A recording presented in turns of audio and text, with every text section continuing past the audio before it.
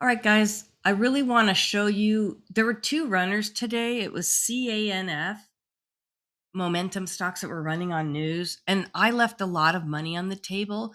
But I want to show those of you that maybe felt like you left money on the table because it really ran. I'm going to show you right over here. Look at this down below, middle of my chart or middle of my screen. It ran from $4.50 up to 13.84. And I know you might feel like you left money on the table and you might beat yourself up. You might just feel bad about the day because you didn't capture a lot of that. Well, I didn't either. I only captured $46.02.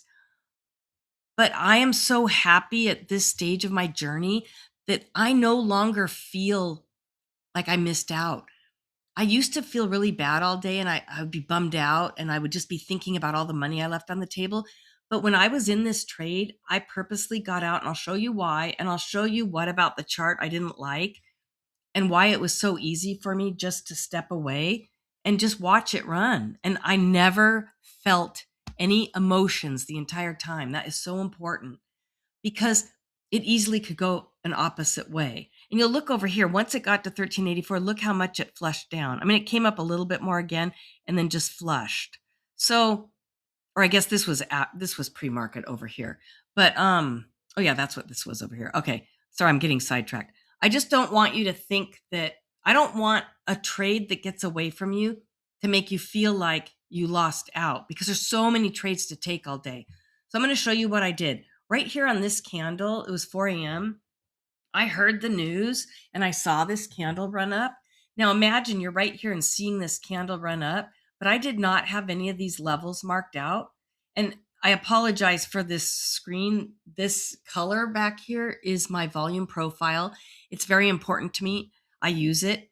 And because I'm going backwards, it's filling the screen. But while I'm trading, you don't see that. It's way off to the side over here. So just bear with me. I tried to go in and change it. It wouldn't change. I'm not going to mess with it because I like it when I'm trading.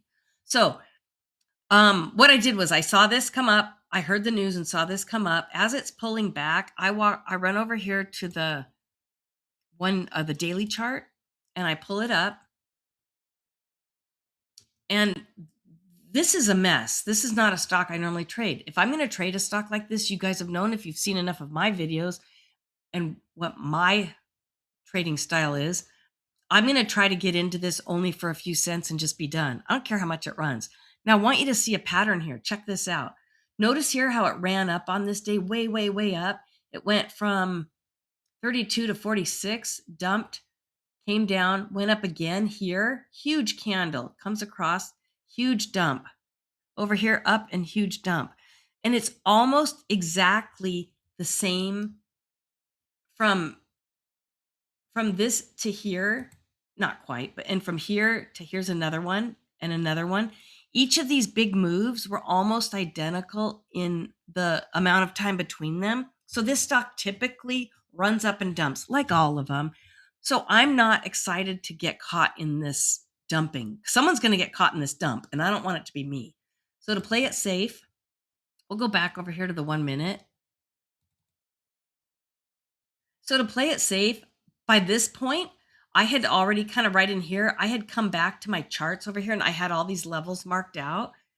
Notice right here though, it's struggling right here.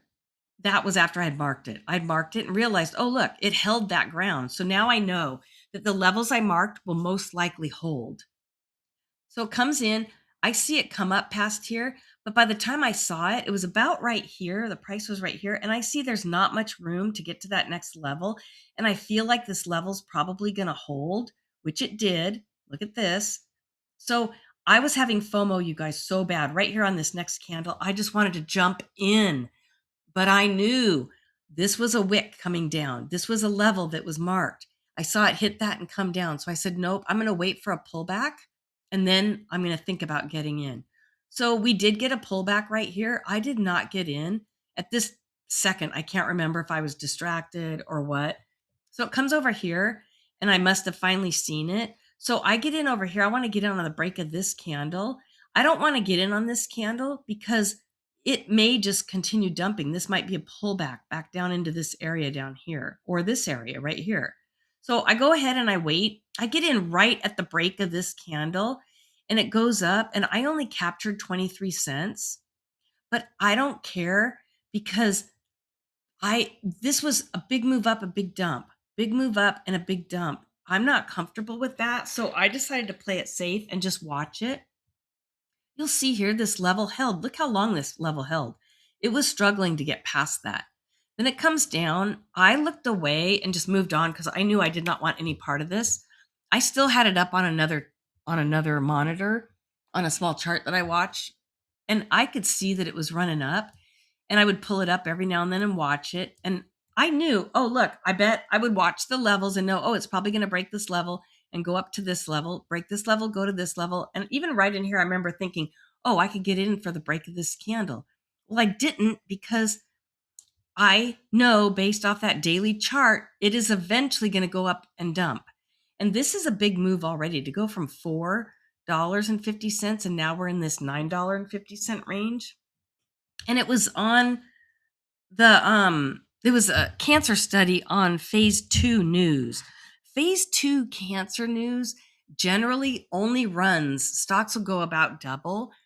And I know this just from trading them so often that phase 3 is better, obviously, but phase 2, they need to get to phase 3, you guys, they need to make money. So they're going to do an offering. I'm sure by the end of the day, they'll do an offering because that's why they're pumping this up. And they still now need money to get into phase 3 trials. So I was just done. I felt no FOMO in here. It pulls back, goes up. I saw how much money I could have been making 100, 200 shares. I actually traded this with 200 shares. This says 50, but that was something else later I traded. So I saw all the money I could have had. And I know there's going to be a lot of people out there who made it. But my point is don't worry about it. Take small base hits and get the hell out because there's so many times where these just dump and you're screwed. All right, let's move on to Palantir. So I went from this to Palantir and let's open this up. Now, Palantir is just one I mark every morning. Oh my God. I hate it when it's this slow. All right. Usually on these, you guys, I'm only playing between the whole and half dollars. And I did mark my fib levels on this, but it went way past the fib. So my goal this morning was just to trade this on the kind of like an opening range break. I wanted to see if it would just come past this kind of area, the pre-market area right here. And if it took it, I was probably going to try to ride it up. I got in. I don't normally do this. I would normally skip this first candle, which I did. And then my goal, this is what happens with Palantir. And I just know this from trading the stock. If it runs up real big on the first candle, it'll usually do 1 to 2 more candles and it can dump. So I went ahead and got in on this second candle here at $150.30. And then it dumped and I got out. Or sorry, it was 149.75. And I got out for 149.74. It started dumping. And because many times Palantir will take one big long candle here and dump, I just got out. So I got back in over here at 150.30 right here. And then it went up, no wicks, no top wicks. So it comes over, opens right here at 150.50. It closed and opened. And again, I get worried because it's a 50-cent mark. But I get in right when it gets up to about 83. I realize it's not going to reject this 50-cent mark. So I get in for another 100 shares. And then I close out all 200 shares at $150.84. So I didn't capture all of it. I only captured about half that move. I was pretty happy at that point. I was at $91 at that point, and I decided I was done. But that damn FOMO hit me. And I thought, I just want to make it to 100 on this one. I wanted an even 100. So I see all these wicks in here, and it was struggling to maintain this 150 area. It would get past, it would peak past and come down, peak past, come down. So I feel like this was kind of a bull flag right here, although it technically wasn't because we just have too many wicks here. It's really struggling in this area. But I was kind of having hopium. And I knew that with all this pressure, it was either going to shoot up or shoot down. And I actually wrote the word gamble next to this trade. I knew what I was doing. I knew I was taking a chance. I went in 100 shares, not 200. And I just decided it's either going to shoot up and I got it, or it's going to shoot down and I'm going to get out. It shot down. I got out. I didn't take that whole drop, but I got out when I saw it coming down. And so I lost about 60 cents right there. So obviously I was down to about $30. So that was a bummer. So I waited till all this happened right here. And then I got in right here at 151.05. And that was 151.05, right about here. Now that I can't tell you why I know why. I wanted to get in for the break of this right here. And I did. I got in for the break of this candle. This had come up, I missed it, but I actually wanted to wait till it broke this one because of this $150 or $151 area. I just wanted to wait till it got past that. So I only captured about 30 cents right there. And then I did a little more right here, but that coming down here kind of spooked me. And then we went back right up again. And then I see this area right here. This was what I was trying to get past. I thought this big move could push all this up, which it did eventually. But when I got in, it was just a little bit of movement here and there was these tall wicks. So I finally ended. I got to $45 and I just thought, I'm done. I'm still really sick. You can probably hear it. And I just really, again, I thought I wasn't going to trade today. And here I am. So then I went on to NVIDIA. Let's pull up NVIDIA here.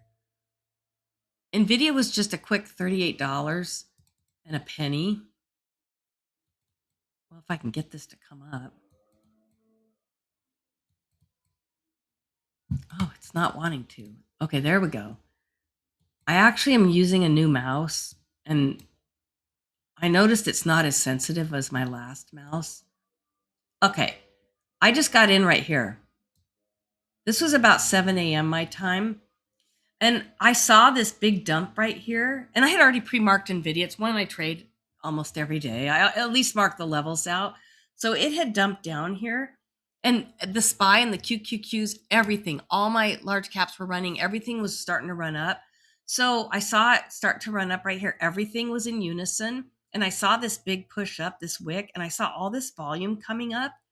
And notice that the sellers went way down and buyers went from nothing to almost the tippy top on this candle. So I felt pretty confident.